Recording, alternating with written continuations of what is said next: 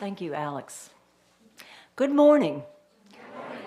I'm Deborah Burrell, a member of UUMAN, and on behalf of Reverend Dave Dunn, Director of Religious Exploration Lexi Tagney, Music Director Alex Peach, my fellow worship associates, including today's speaker, Amanda Browley, and the dedicated technical team that is making today's live stream possible, I welcome you to the Unitarian Universalist Metro Atlanta North Congregation, which we lovingly call UUMAN. We are a liberal faith community with the mission to nurture our spirit, strive for justice, and transform the world. No matter who you are, whom you love, or where you are on your spiritual journey, you are welcome here. And if you're visiting with us for the first time and feel comfortable doing so, please introduce yourselves so that we can worship together as friends. Are there any first-time visitors on my left? First-time visitors on my right. Hi, would you like to introduce yourself? Sure.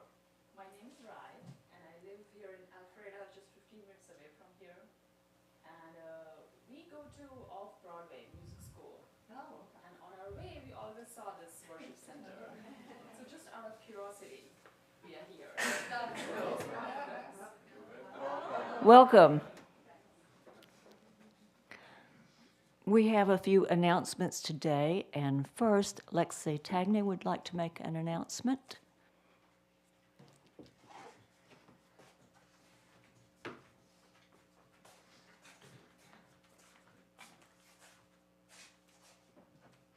Good morning. My name is Lexi T. Brown. I'm your DRE. For y'all that don't know what that means, I'm the director of all of the youth programs. And our stewardship chair asked me to say a couple things. So this is a quote from Bert Hellinger. The so-called black sheep in the family are in fact seekers of Liberation Road for the family tree. Those members of the tree who do not adapt to the rules or traditions of the family system. Those who are constantly seeking to revolutionize beliefs, going in contrast to the roads marked by the family traditions. Those criticized, tried, and even rejected. They are called to release the tree of repetitive stories that frustrate entire generations. The black sheep, those who do not adapt, those who scream, rebel, repair, and detoxify. Create a new and blooming branch. Countless unfulfilled desires, unfulfilled dreams and frustrations, talents of our ancestors manifest themselves in the black sheep's rebellion, looking to take their place. The family tree, by inertia, will want to continue to maintain the castrating and toxic course of its trunk, which makes the black sheep's task difficult and conflicting. Let no one make you doubt. Take care of your rarity. It is the most precious flower of your tree. You are the dream of all of your ancestors. In a lot of ways, UUism is the black sheep of religion. Striving for change and fighting for a new path to walk. Together, we can find the courage to strive for a new standard of justice and equality, for religious freedom, self-growth, and accountability. One of the ways that we foster the courage to go into the world and be the black sheep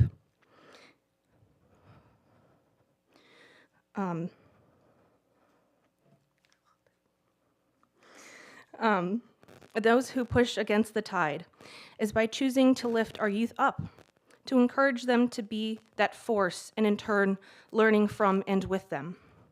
We volunteer our time and talents to create a welcoming, warm, and accepting environment for our children and youth to come together and explore their values. When you choose to pledge not only your treasures, but also your time and talent, you show the youth of our community that the journey they are on is worthy, that their development is important, and that we hold them up when the rest of the world might smirk, shake their head, and say, well, you're just the black sheep.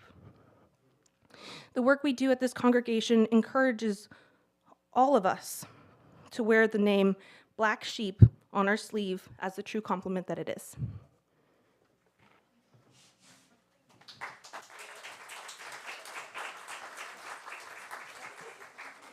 Thank you, Lexi. And Martin has a special announcement.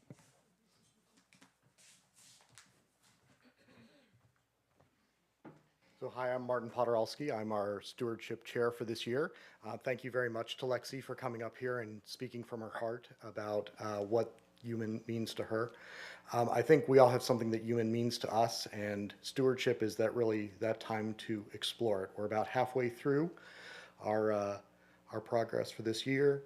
The religious education programs with children and youth are just one of the things that your pledge dollars and your volunteer hours go to support and make possible here. We are still looking forward to hearing from many of you with respect to stewardship. So one opportunity is right after service today. On the front porch, we will have sandwiches, snacks, and stewardship. Opportunity to have a little bite before, during, and after second hour. And we can answer any questions you have or talk with you generally about stewardship and completing the pledge process for this year. So thank you.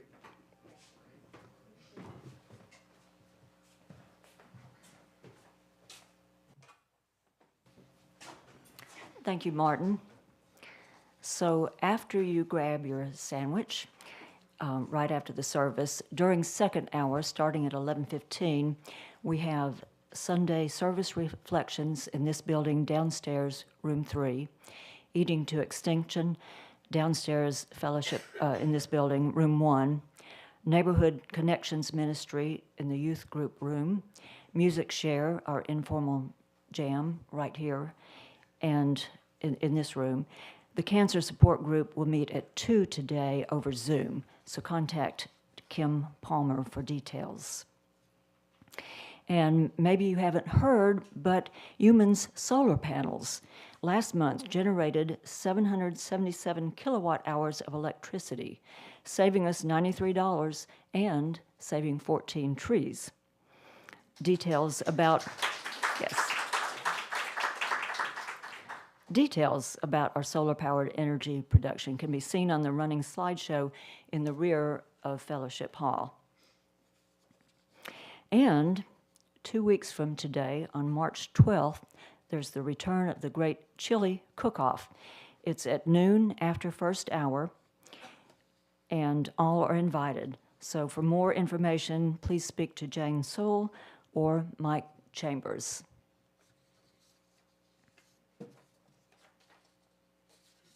And now, let us light our chalice together. Please join me in reading together these words by Cynthia Landrum. They're printed in your order of worship. As we kindle this flame, may it spark in each of us connection and commitment to this living tradition and to each other.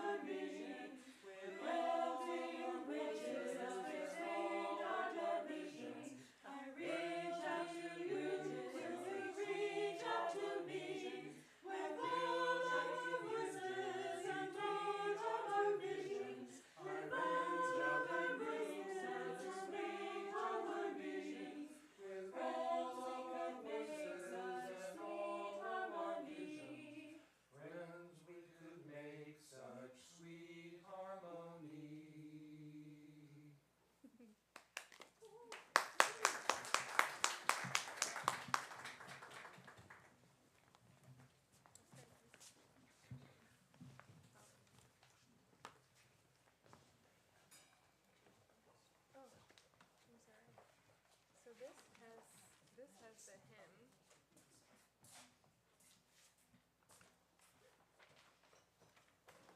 Please rise in body or spirit and sing opening hymn number 1007 in your paperback hymnal. There's a river flowing in my soul. Alex will play it through one time before we begin singing.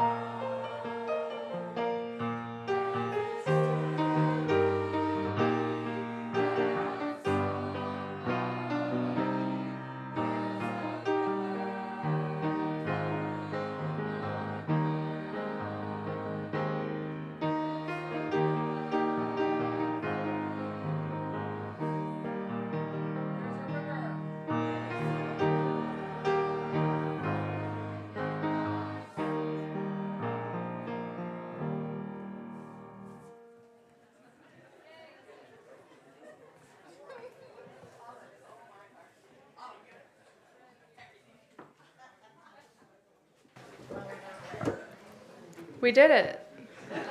You did it. I love it. Yes. Hello.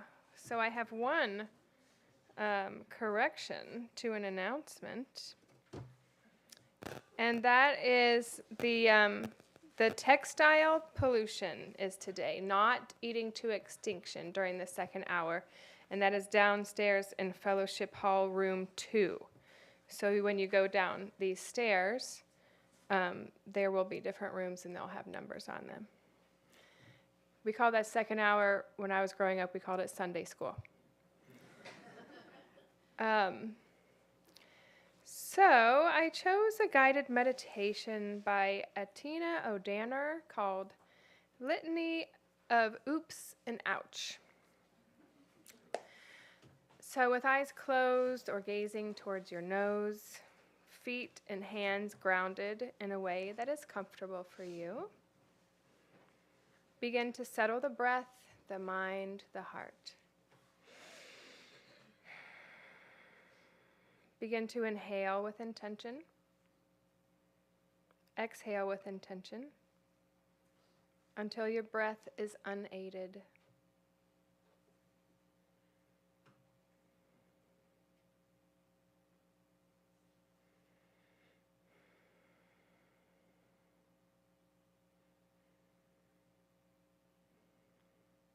I receive your ouch with openness and curiosity.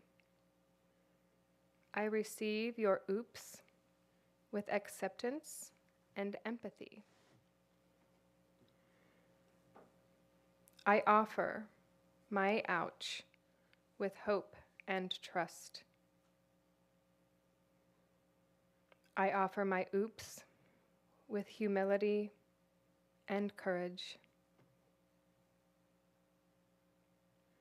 I release my ouch with immeasurable faith. I release my oops with purpose. I release your ouch with promise. I release your oops with my eyes and heart open.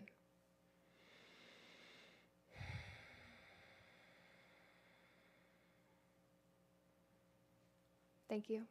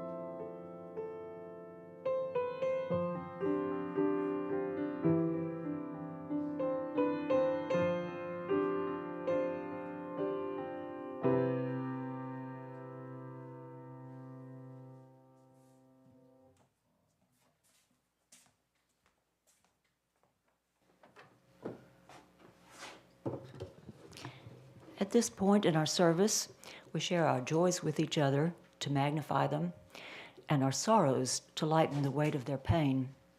So please feel free to come forward, drop a pebble into the bowl, and express your joy or sorrow. For those of you attending our live stream, if you have a joy or sorrow that you'd like to share, please type it into the chat. I'm sad because on Friday, like the Friday before break, right when I was about to leave school, I slipped on a coat and then got knocked out and hit my chin. And I'm happy that last night I went to an Atlanta United game, and I didn't know that my friend's dad worked at Delta, so we got to sit in box seats and everything was all luxury. There was even a TV in the bathroom, so you didn't miss a second of it.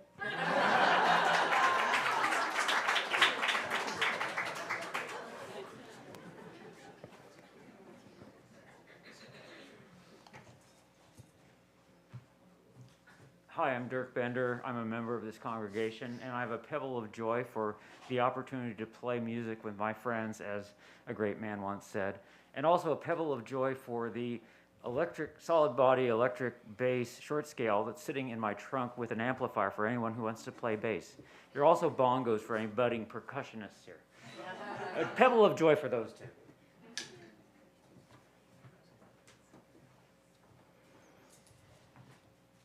Good morning, I'm Ann Bender. I have a pebble of gratitude.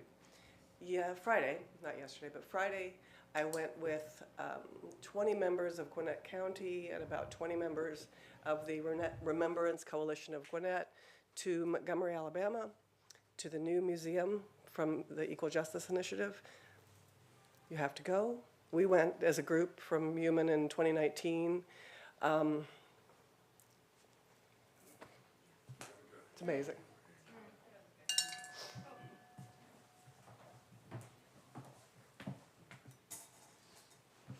Good morning. I'm Jennifer Philippi, a member of this congregation.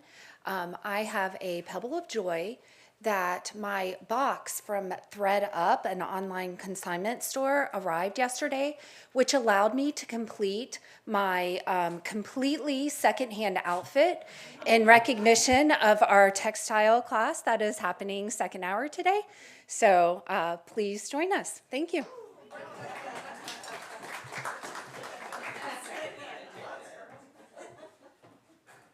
Unable to see the live chat. Do you have it, Amanda? I've got the service running, but no live chat.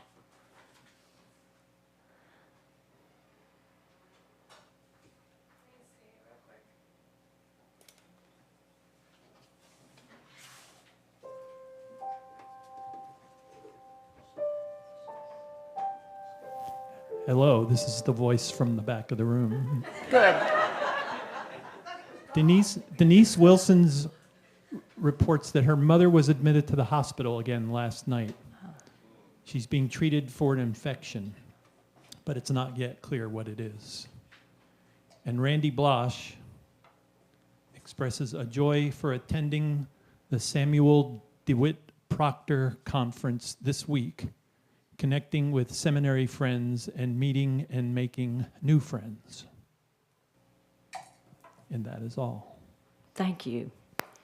And I will drop a final pebble for those joys and concerns that remain unspoken. Let us keep one another in our thoughts for the coming week.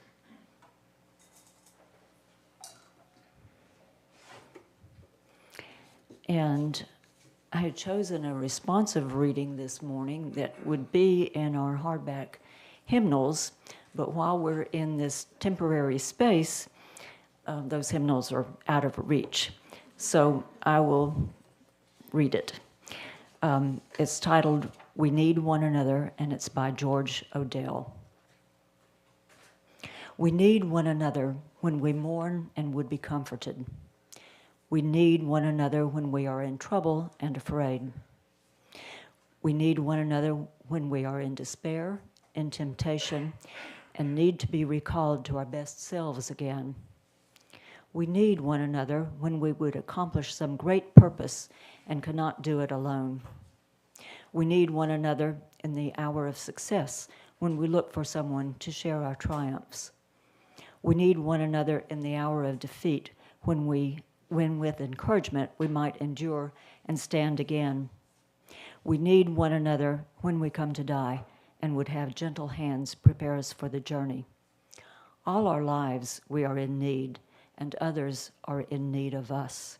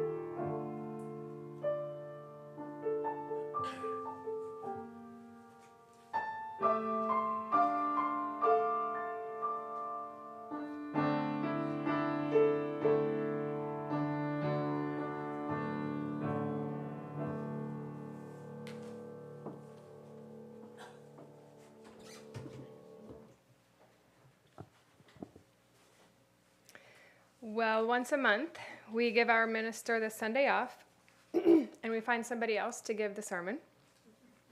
I couldn't get anyone else to agree. So you got me again. And also, feel free to reach out or come up to me after the service if you're willing to give a sermon in the future.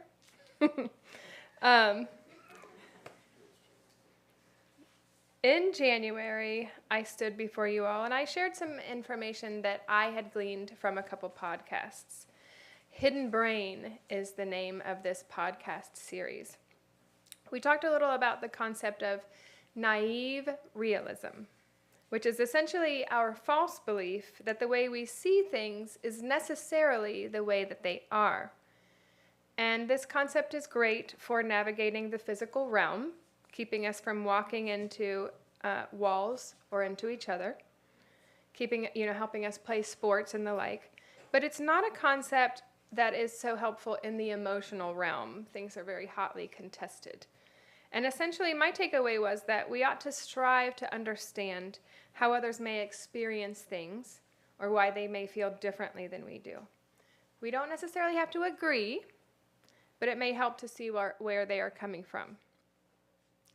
And we went over the acronym HEAR, as in I hear you, for conversational receptiveness. This doctor on the podcast, she and a colleague came up with what they call conversational receptiveness. And so I'm going to go over it again. H stands for hedging. So this means using phrases like, it seems to me, or if I'm not mistaken, or maybe, perhaps, possibly. E is for emphasizing agreement. Emphasizing agreement with your conversation partner. Like, you're right, it is sad that, we've had so much water damage. A is for acknowledgement. So you want to acknowledge what your conversation partner has said. It sounds like you're in favor of a limit to free speech rights, something like this. R is then for reframing to the positive, So I like when we can come together and solve a problem, So there was a lot of great feedback, positive feedback, after that sermon. So how many of you have been trying to use these tools? Yes, awesome. I love that. So you've been able to kind of use these ideas. Well, even when I was writing that sermon and thinking about that, concept, and very clearly saw the benefit of being receptive in our conversations, and also saw that this practice ends up being reciprocal, right? I still had, my own reservations overall. This is hard, right? It's really hard to do. It's kind of difficult. It's not easy to stop, remember this acronym, remember what each letter stands for, and then implement the concepts, right, in the middle of a fairly serious or maybe an emotionally charged conversation. Especially with someone who gets us all worked up, someone who we may find difficult to deal with, somebody who may be, frustrating to us. It requires a lot of patience. It requires the ability and the willingness to control ourselves, even in a high-stakes, high-emotion situation. And I thought, well, what is a big reason why people don't listen? Have you ever been in a conversation with someone who is being difficult and they keep talking and sharing their point of view, or it just becomes like kind of too fraught to continue? Maybe we're the ones who share and overshare and get worked up and emotional. And I wondered what could that be? And I think, and have experienced in my own life, that when it is just impossible for me to listen and be patient and put my feelings aside, it's because I really deeply need to be heard myself. To a certain extent, all of us humans, we have a need to be heard, right? And seen for who we really are, and validated for our experience. And I have definitely had the experience and the ongoing experience of having this need of validation, of a need to be heard, to be seen.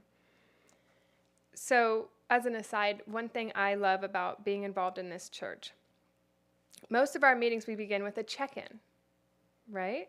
Where we talk about what's going on with this. Could be positive, could be negative, could be both. And it just creates such an instant connection, and it makes it like a safe place to go ahead with the meeting, right? But have you ever opened up to someone about maybe your painful experience or your viewpoint and come away feeling kind of weird or not right, or like they didn't really listen to you? Or have you tried to explain yourself only to end up feeling less understood? And afterwards, I do this a lot, like ruminated in your head about different ways to say what you had already explained. It's kind of painful. So, in thinking about this, I thought it's all well and good to be good listeners, to be receptive in our conversations, and it will probably bring others to want to listen to us. But we do have this need of being heard, and we need to work on getting that need met. So I believe that we need to find the people in our lives who will not only listen to us, but hear us as well. And in hearing us, they validate our experience. Okay, but how? Who? Well, I think that first we have to determine who cannot listen to or hear us. And that may be a little difficult, but I think we can use the term toxic positivity to start to identify. So toxic positivity is a kind of way to have a good vibes only approach to life, in the process of discarding any seemingly negative emotions. And here are some examples, like some phrases that can exhibit some toxic positivity, like, look on the bright side, just stay positive, it could be so much worse, everything happens for a reason, right?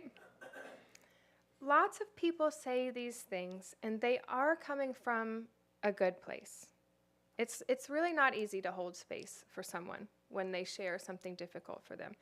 And I genuinely believe that people who respond in these ways, they do want to help. They are just woefully unaware of how unhelpful these responses can be. So some other signs of toxic positivity, because it's not just phrasing, right? Maybe if we're feeling guilty for being sad or angry, dismissing our own or others' difficult feelings, hiding our painful emotions from all others. So I think that most of us, maybe not, if not all of us, we can think of someone who responds in these ways. Or maybe you're panicking right now. Maybe you're sitting there going, that's me. I do that. I've done that. Well, let's look at some ways to respond that do not scream toxic positivity, okay? So when I need to be heard or validated, I have about 4 or 5 people in my life that I know I can count on. And they usually help me feel better. And they say things like this. That sucks. That's hard. That sounds so difficult. Things like, I'm so sorry you're dealing with that. And they are very good at refraining from telling me what to do or how to think about things, right? I call that unsolicited advice. Actually, they are really good at sharing their own experience if it seems appropriate.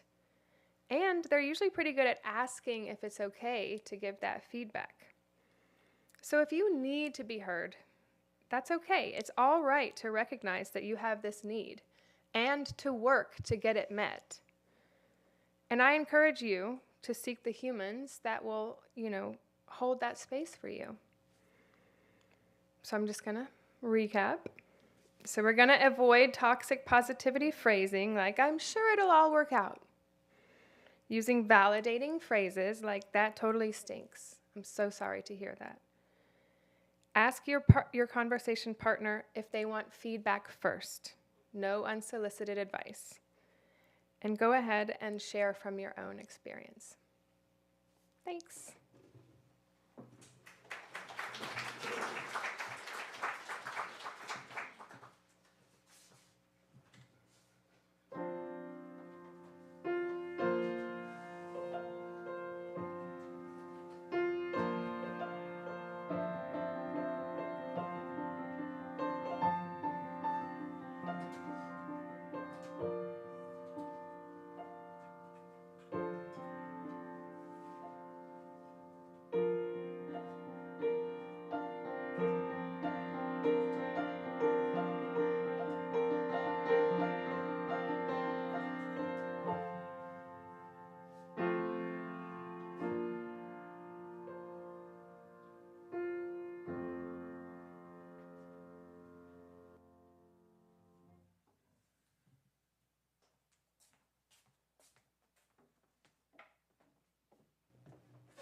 In an effort to fulfill and further the vision and mission of this congregation, we ask that our members and friends share of their time, talents, and treasures.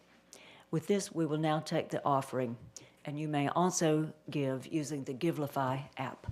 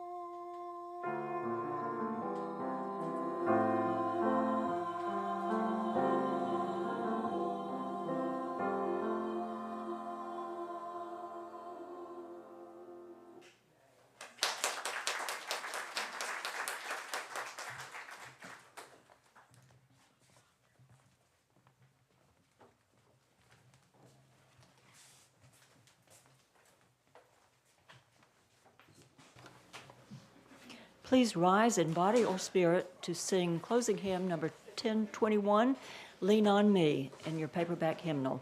Alex will play it through one time.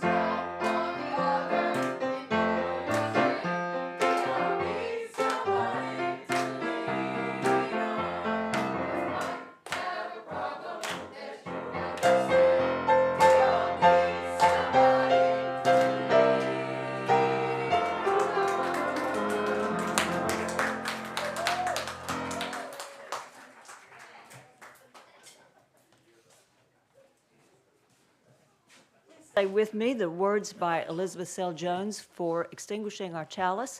They're printed in your order of worship. We extinguish this flame, but not the light of truth, the warmth of community, or the fire of commitment. These we carry in our hearts until we are together again.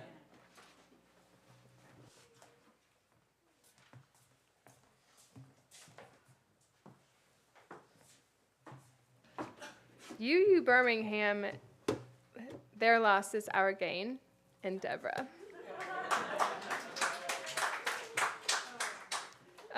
From Caitlin Cotter Coilberg, beloveds, may love guide you on your journey forward. May joy meet you at every turn, and hope be your daily practice. May gratitude companion you, compassion embolden you, and open-hearted courage be your unending choice. May peace challenge you, dear ones, generosity empower you, and may you know in every day that you are enough, just exactly as you are, and you are not alone. Blessed be, Ashe, and farewell.